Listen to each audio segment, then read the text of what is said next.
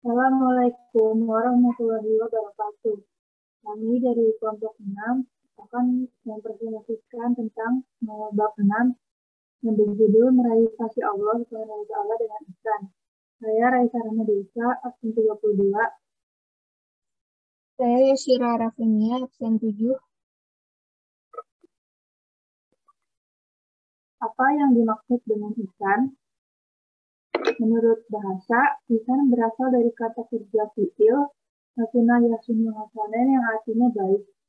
Kemudian mendapat tambahan hamzah di depannya yang menjadi asana yusinu ihsanan yang artinya memperbaiki atau berbuat baik.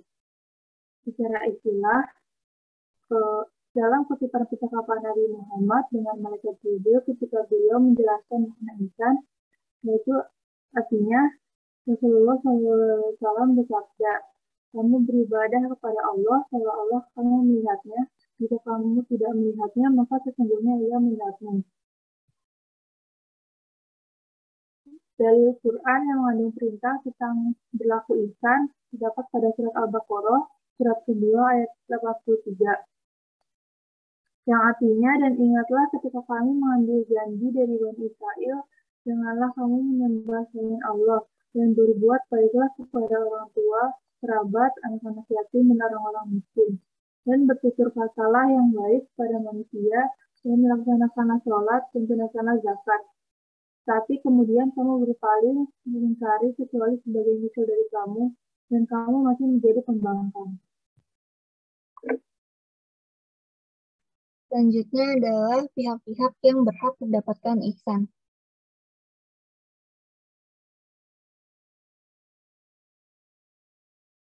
Yang pertama yaitu ihsan kepada Allah. Ihsan kepada Allah Subhanahu wa Ta'ala mengandung dua tingkatan berikut ini. Yang pertama yaitu beribadah kepada Allah Subhanahu wa Ta'ala seakan-akan melihatnya. Nah, tingkatan yang ini adalah tingkatan yang paling tinggi dalam ihsan. Dan yang kedua yaitu beribadah dengan penuh keyakinan bahwa Allah Subhanahu wa Ta'ala melihatnya.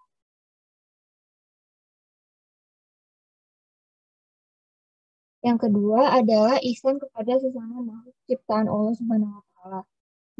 Dalam surat Al-Qasas ayat ke-77, Allah berfirman, dan berbuat baiklah kepada orang lain sebagaimana Allah Subhanahu wa Ta'ala telah berbuat baik kepadamu. Dan janganlah kamu berbuat kerusakan di muka bumi. Sesungguhnya Allah tidak menyukai orang-orang yang berbuat kerusakan.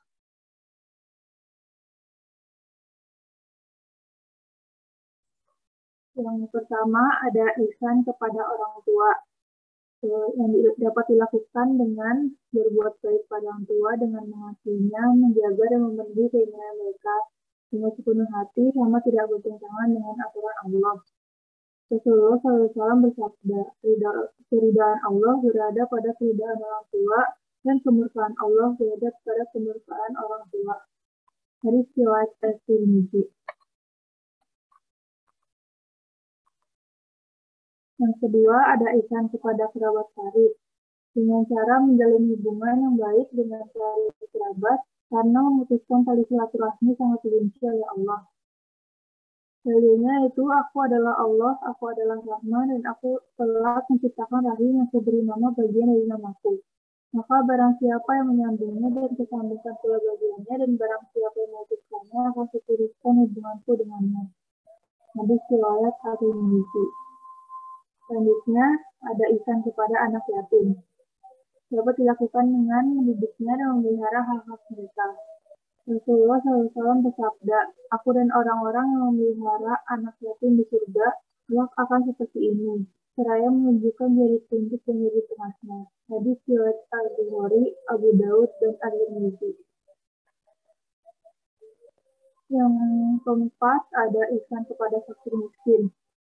Itu memberikan bantuan kepada mereka di saat mereka sedang kesulitan. Rasulullah bersabda, orang-orang yang menolong janda dan orang miskin seperti orang yang berjuang di jalan Allah. Hadis riwayat Muslim dari Abu Hurairah. Selanjutnya akan kepada tetangga. Itu meliputi tetangga dekat dari kerabat dan tetangga jauh. Rasulullah bersabda, demi Allah tidak beriman, demi Allah tidak beriman. Para sahabat bertanya, siapakah yang tidak beriman ya Rasulullah? Beliau menjawab, seseorang yang tidak aman tangganya dari gangguannya. Hadis riwayat Asy-Syaikhain. Selanjutnya ada izin kepada tamu secara umum dengan menghormatinya dan menjamunya. Rasulullah bersabda, barang siapa beriman kepada Allah dan hari akhir hendaklah memuliakan tamunya. Hadis riwayat Jamaah kecuali Nasa'i.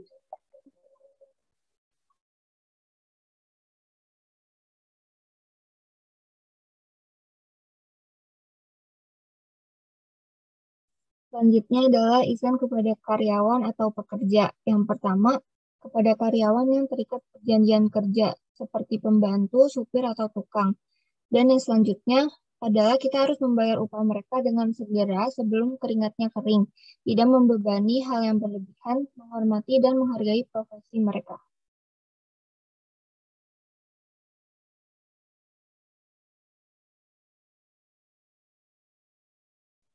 Selanjutnya, kita juga harus ihsan kepada sesama manusia.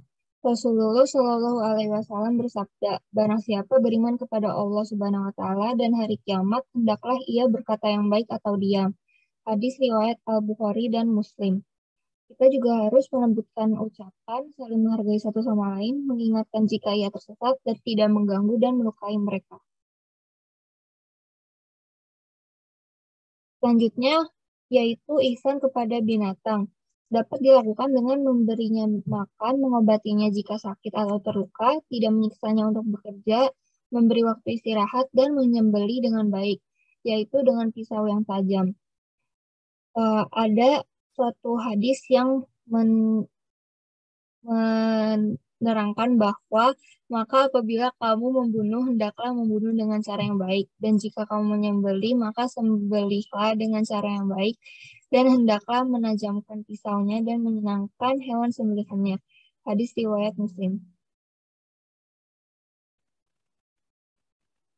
Selanjutnya, ihsan kepada alam sekitar.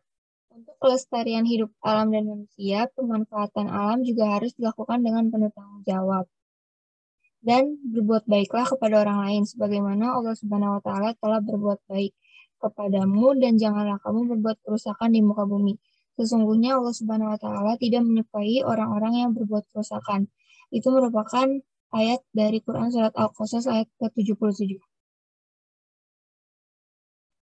Selanjutnya adalah hikmah dan manfaat ihsan. Kebaikan akan berbalas kebaikan. Itu merupakan janji Allah Subhanahu wa Ta'ala dalam Al-Quran. Berbuat ihsan adalah tuntutan kehidupan kolektif. Karena tidak ada manusia yang dapat hidup sendiri, maka Allah Subhanahu wa Ta'ala menjadikan saling berbuat baik sebagai sebuah keniscayaan. Berbuat baik atau ihsan kepada siapapun akan menjadi stimulus terjadinya balasan dari kebaikan yang dilakukan.